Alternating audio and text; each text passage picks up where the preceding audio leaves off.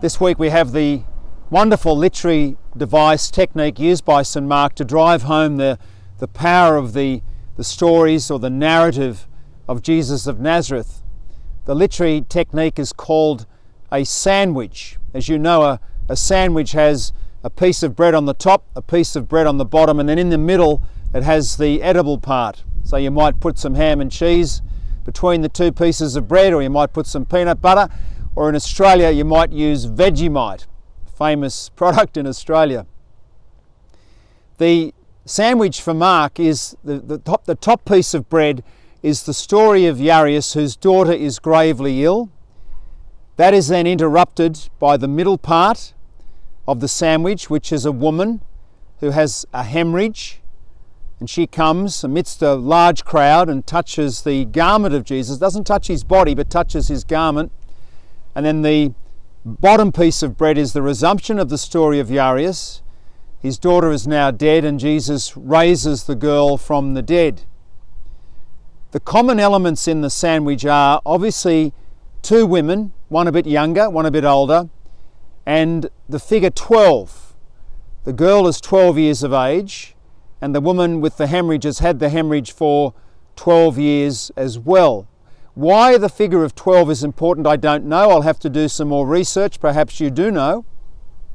But the commonality of the women, I think, is most important. As you know, in the Old Testament, when we come to talk about wisdom, it's always expressed in the feminine.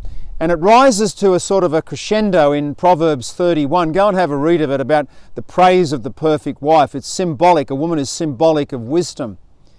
In the Old Testament, of course, a woman gained her dignity by being aligned to a circumcised male. It was highlighting the importance of marriage and family for the social order.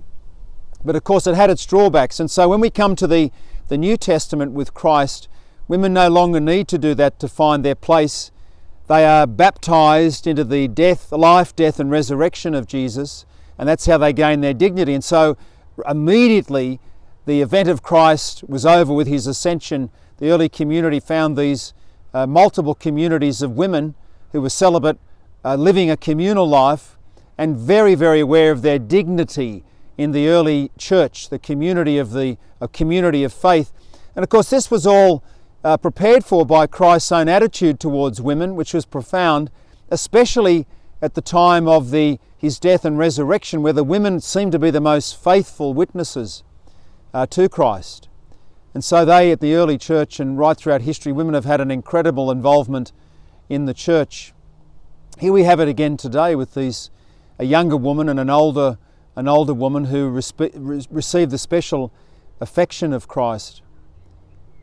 Let's finish with just focusing on the woman with the hemorrhage for 12 years. There's a huge crowd bustling around Jesus, shoulder to shoulder. And the woman comes up and says, if I can just touch his garment. She doesn't even have to touch his body. It's quite remarkable. She touches his garment and she felt in herself healed, which causes Jesus to say, who touched me? Of course, the point of the story is everyone's touching him, bustling with Jesus, but there's just one person that really touches him, and that's the woman, because she has faith. She has this marvellous faith. So faith is extremely tangible. Remember the definition of faith given in Hebrews. Faith is the substance of things hoped for, the conviction of things unseen. So faith and hope are intimately aligned, and when faith and hope come together, then love is able to be aroused in our hearts. And that's what happened with this woman. She's a great example to us. We go to the liturgy this week, we go to Mass this week, try and feel yourself touched by Christ with his word and with his sacrament, and yourself try and reach out and touch him. It's a mutual relationship we have with him.